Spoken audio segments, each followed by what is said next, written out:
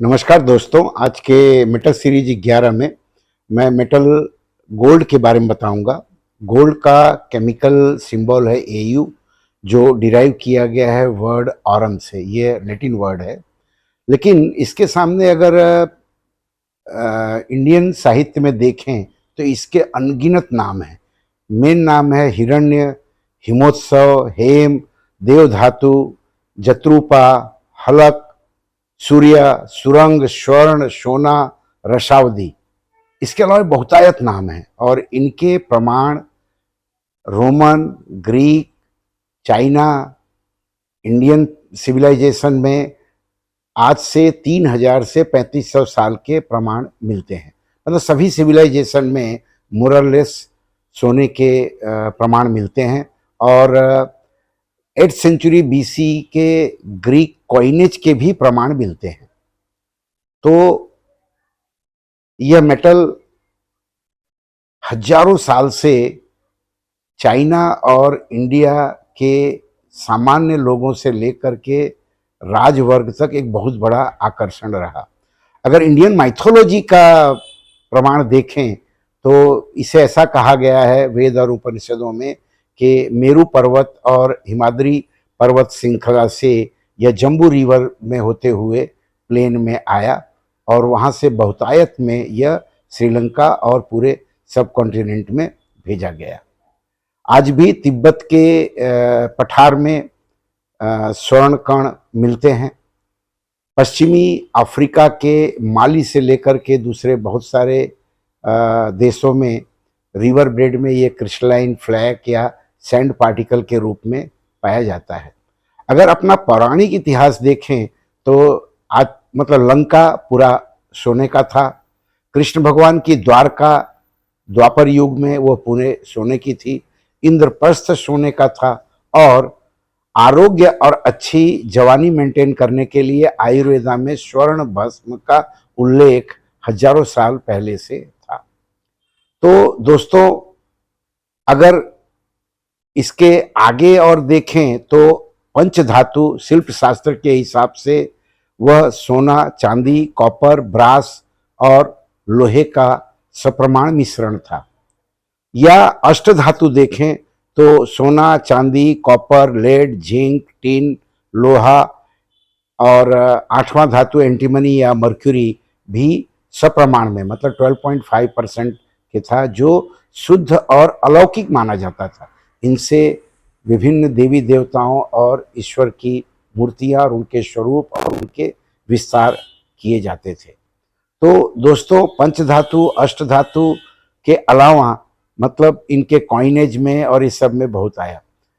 World war first के बाद में जर्मन साइंटिस्ट वेंस वेलर को यह काम सौंपा गया कि समुद्र के पानी से गोल्ड का ये निकालें। तो वैसे हमको मालूम है कि पानी, हवा, सूर्य, गर्मी, ठंडी या क्षार या एसिड नॉर्मली इसका असर इन पे नहीं होता। सिर्फ किंग्स एसिड, जिसे हिंदी में अम्लराज कहा जाता है, जो कि 20% नाइट्रिक एसिड और 80% HCl का मिश्रण है, उसी में यह खाली डिजॉल्व हो जाता है। उसके अलावा बहुतायत में इस पे किसी मेटल का किसी भी मीडिया का असर नहीं होता। और मॉडर्न एज में इसमें कॉपर, सिल्वर, निकल, कैडमियम, रेनियम और दूसरे मेटल मिला करके आभूषण और दूसरे बनाए जाते हैं। इस मेटल की महत्ता पुराने जमाने से लेकर के आज तक बरकरार है। अमेरिका को छोड़ करके बाकी सारे सोवरेन कंट्री की करेंसी का बैकिंग एकमात्र गोल्ड रिजर्व है। इसका अपवाद है सिर्फ अमेरिका। अमेरिकन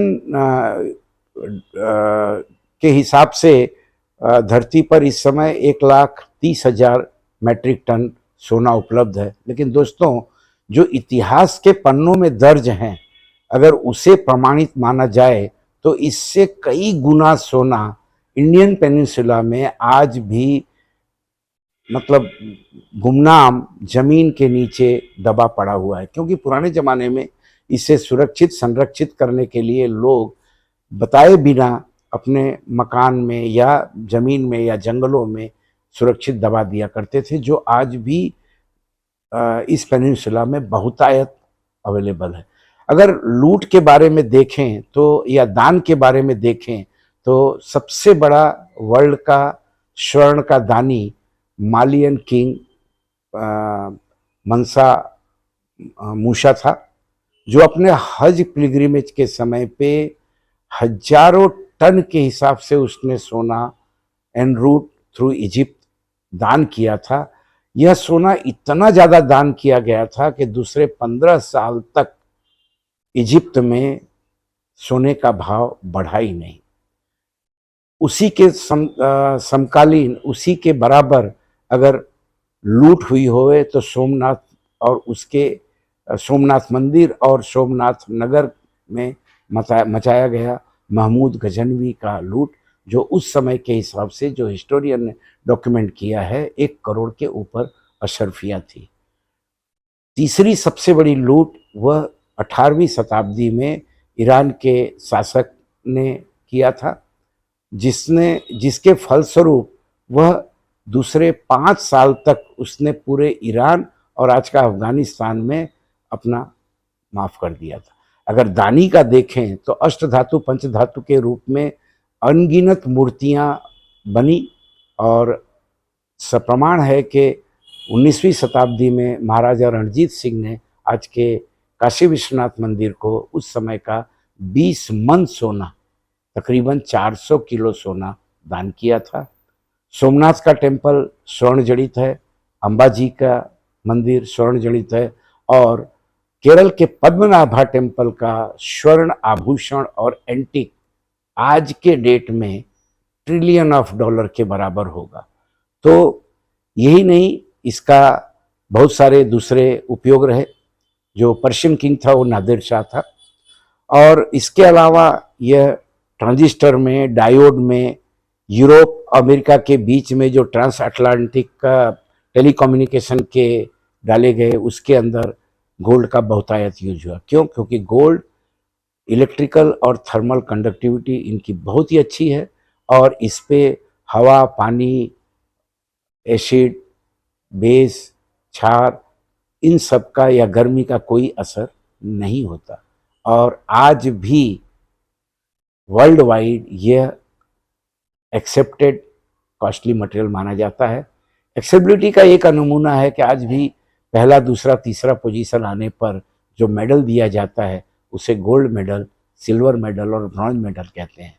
इससे महंगे धातु और कॉम्बिनेशन आने के बावजूद कोई हीरा मेडल, प्लेटिनम मेडल वगैरह न करके गोल्ड मेडल, सिल्वर मेडल और ब्रॉन्ज मेडल का उपयोग होता है। और करेंसी में यह आज के 2800 साल पहले ग्रीक से लेकर के बुद्धा के समकालीन जो छोटे छोटे डेमोक्रेटिक सेटअप के राज्य थे, उनमें गोल्ड करेंसी बहुत ही पॉपुलर थी। वर्ड जो मोहरा आया हुआ है वह मुगल कालीन सोने के सिक्के थे, और उनकी वैल्यू बहुत ही ज़्यादा थी, इसलिए आज भी कहा जाता है यह मेरा मोहरा है। तो ब्रिटिश काल में भी गोल्ड कॉइन प्रचलित थी, लेकिन उनकी पॉपुलैरिटी धीरे धीरे कम हुई। अतिशय स्वर्ण मुद्राएं और स्वर्ण की करेंसी इंडियन पेनिनसुला में इसलिए थी क्योंकि पिछले 17वीं शताब्दी तक इंडिया का व्यापार जो है वो एक्सपोर्ट ओरिएंटेड था, इसलिए पूरे वर्ल्ड का सोना इंडिया और चाइना में लैंड अप होता था। आज के डेट में देखें तो चाइना वर्ल्ड का लार्जेस्ट गोल्ड प्रोड्यूसर है। 2 साल पहले तक यह पिछले 80 साल से साउथ अफ्रीका नंबर 1 पोजीशन पर था, लेकिन आज के डेट में China number 1, south Africa number 2, America number 3, Australia, Canada, ये सब जो है, रशिया, ये तीसरे, चौथे, पांचवें, छठे स्थान पे हैं। और पिछले कई दशक से देखें तो वर्ल्ड का बिगेस्ट इंपोर्टर गोल्ड का अगर कोई है तो वह इंडिया है। इंडियंस और इंडियन पेनिनसुला में गोल्ड के लिए जो मोह है वही पिछले 3500 साल में बहुत सारी लड़ाइयों का, बहुत सारे हत्याओं का एक सबब रहा हुआ है। आशा है कि जब वर्ल्ड ओशन से गोल्ड रिकवर करना शुरू करेगा, तब इसकी प्राइस स्टेबल होगी या डाउन होगी। ओशन में यह पीपीबी लेवल पर अवेलेबल है, और प्राणियों में अगर देखें तो जो गिर की गाय की प्रजाति है उसके दूध में पीपीबी लेवल पर सोना की मात्रा पाई गई है, इसलिए संभ्रांत वर्ग गिर की गाय का दूध कंज्यूम करने में अपने एक अलग ही सेटिस्फेक्शन लेवल डिराइव करता है। और पौराणिक इतिहास है कि अपने आयुष्य को बढ़ाने के लिए या अपनी जवानी को बरकरार करने के लिए आयुर्वेदा ने स्वर्ण भस्म या स्वर्ण फॉइल से लगे हुए मिठाइयाँ और खाने पीने की चीज़ें को एडॉप्ट किया था। और ग्रीस में 12% सिल्वर और 88% गोल्ड से बने हुए वेसल में ऐसा माना जाता था कि किसी भी तरह का पॉइजन को वो डिटेक्ट कर सकता था। इसलिए पुराने ज़माने से संभ्रांत वर्ग इसे यूटेंसिल के रूप में एक स्टेटस सिंबल मानता था। मेरा मानना है कि आज भी हजारों मन सोना इंडियन पेनिनसुला में ज़मीनों के नीचे लावारिस दबा पड़ा हुआ है। आशा करता हूँ कि आने वाले समय में इस मेटल की पॉपुलैरिटी मेंटेन रहेगी, लेकिन प्राइस पे कह पाएगा। दूर दूर तक अभी तो दिखाई नहीं पड़ रहा है कि यह मेटल का भाव घटेगा। धन्यवाद।